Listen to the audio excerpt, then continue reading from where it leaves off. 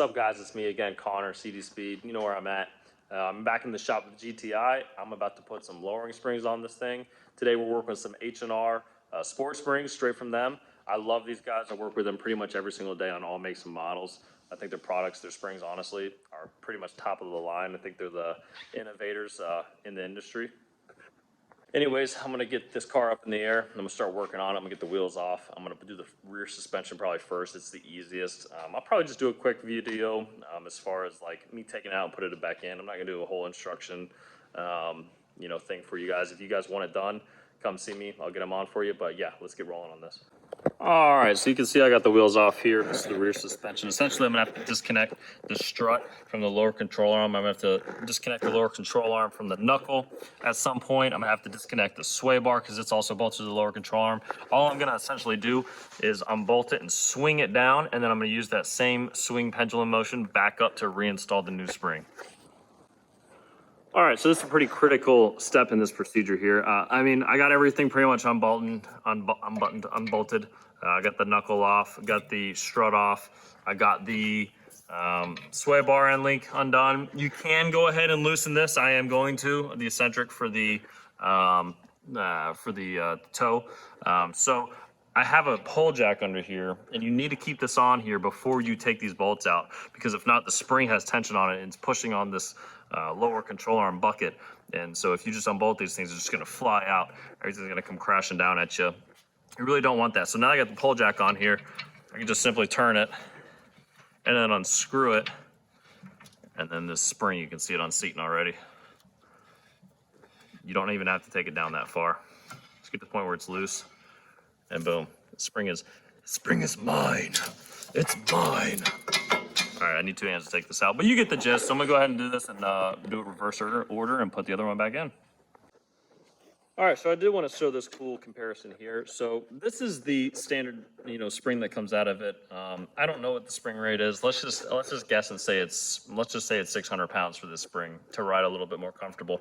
The great thing about H&R springs and why I love them is that they keep the spring rates as close to the factory as you can. You can see it's a little bit shorter, but also it's a progressive spring where this is a linear, so you're gonna have the same travel all throughout it, but this progressively is tight on top and then down low it has travel. So it's gonna clamp down, and as you get tighter and tighter down, it's gonna have less and less squeeze and rebound from that spring. So these are direct bolt in. This is gonna be the top here where the spring is a little bit tighter coiled. Obviously it's got to be, because R stands for rear, and then let's look at the numbers and the letters as in we would be reading them. So they're going to go right back in just like this. All right, let's do it. All right, y'all, I got the springs in. Let me show you what I got. As promised, went ahead and reassigned these parts together.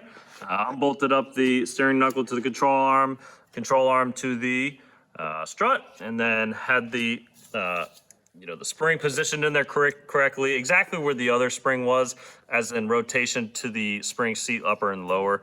Went ahead, rebolted in my my sway bar, and then reconnected my ride height sensor here. There is no ride height sensor on this side because this is not an Audi, and I am cheap and can't afford an Audi, so I went and bought a Volkswagen, and this is what we got, baby.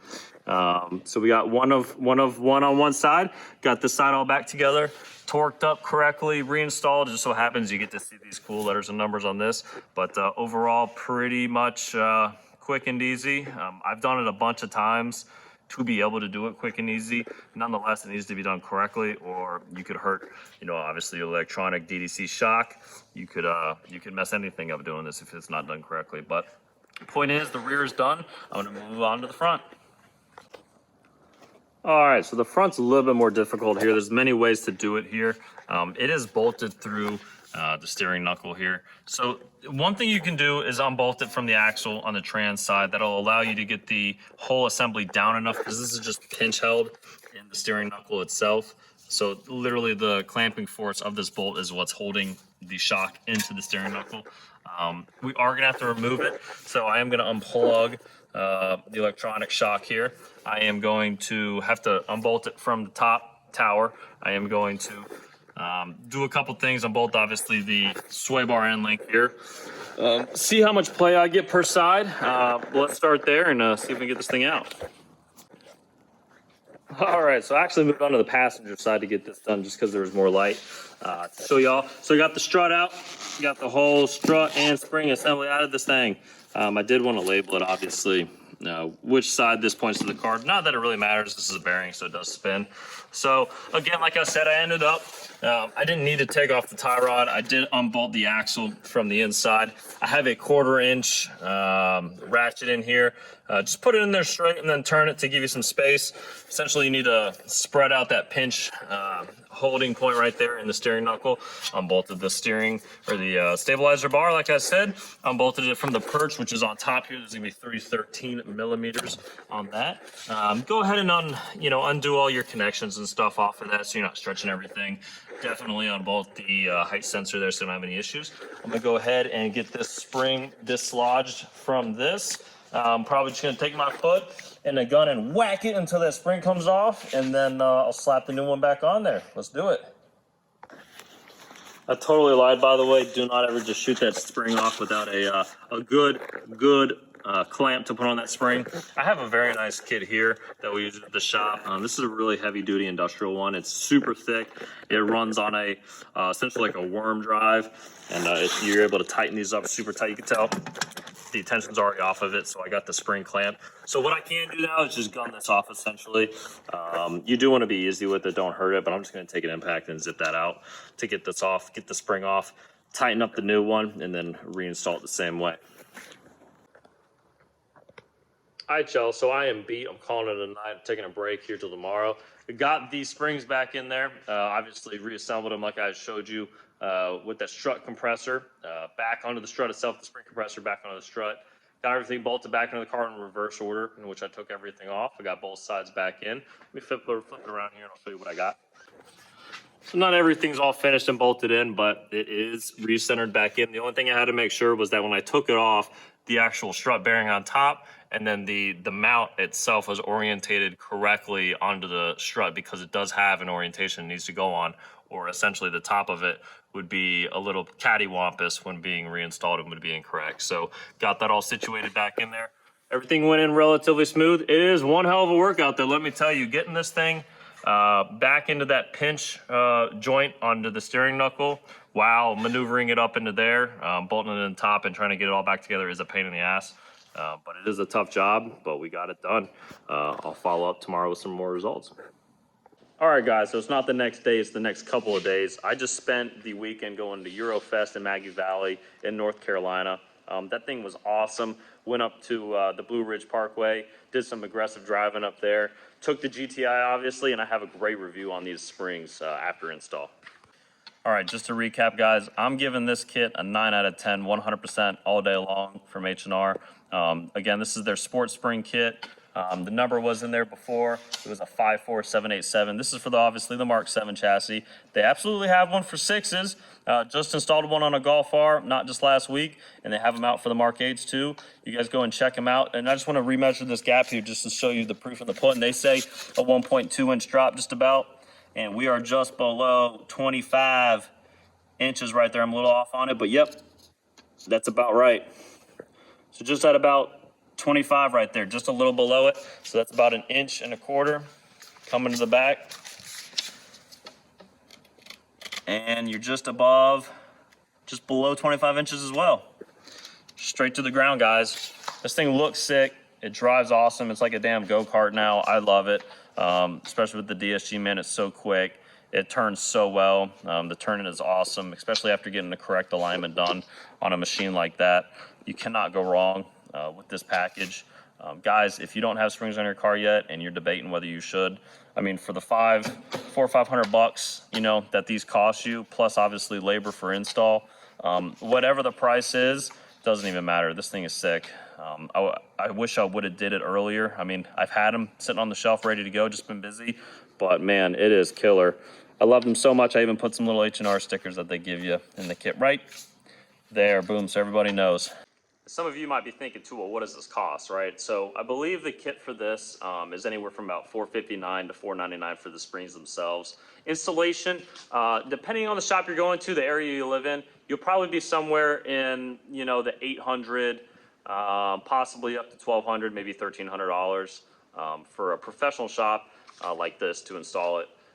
So, you know, be on the lookout, you know, so essentially versus a coilover kit, you're talking coilovers, typically a good kit like this is starting at $2,000 just to purchase. Then you have installation, so you need to, the technicians would need to assemble the coilovers. They would need to adjust the coilovers, adjust the ride height. They need to align the car, corner balance it if they're doing it really truly correct. So labor on installing that, you're definitely in the $1,500 to almost $2,000 sometimes with the alignment. But like I said, something like this, springs, you're in the parts for $500 in that ballpark, and then $1,000 in labor, and maybe, you know, a $200 alignment, something like that. So basically, if you do it on something that you're going to have for a long time, it's an amazing investment.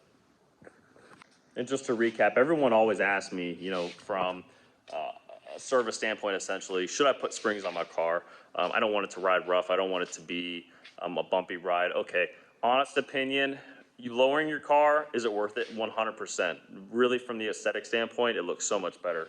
But do you sacrifice a little bit of comfortability? Absolutely, you absolutely do, because essentially, if you keep the stock, you know, shock that's on the car, you're limiting the travel of the entire shock. So you're taking that whole bandwidth of the shock and you're shrinking it down because now you have a shorter spring in there.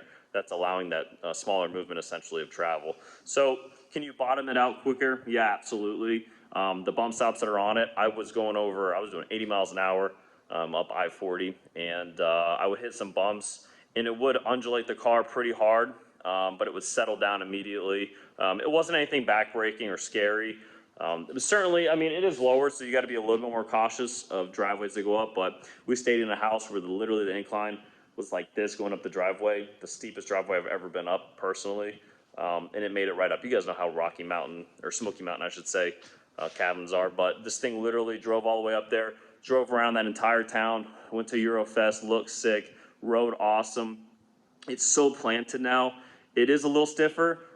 Maybe if I had to say, probably 18, maybe 20% stiffer than the original ride, but the handling is like 50 to 60% improvement of drivability of this car. I mean, it is so locked down now. It just squats when it's on the highway. You feel like you can go so much faster, so much more confidence, take those turns at just such a greater speed. The G's have absolutely increased on the G meter in the speed drive through the dash system. I should take some videos of that, but just truly, my butt dyno tells me, my butt sensors are telling me that this thing is hooked up, man, and it is driving great, 100% all day long. I'm not even trying to sell you on this. Like from a sales standpoint, I would still recommend these 100%, but this is my car. Like, I did this to my vehicle. I love it, and you guys would too. So yeah, can't be happier than that. Well, guys, you made it with me. I appreciate you sticking in here and checking this thing out. Till next time, we got the next package of upgrades coming in. We're going for bigger power next, and this thing's going to be a little go-kart on steroids when we're done with it. I'm loving this car, so you guys stay tuned to see what else I'm going to do to it. Thanks. See ya.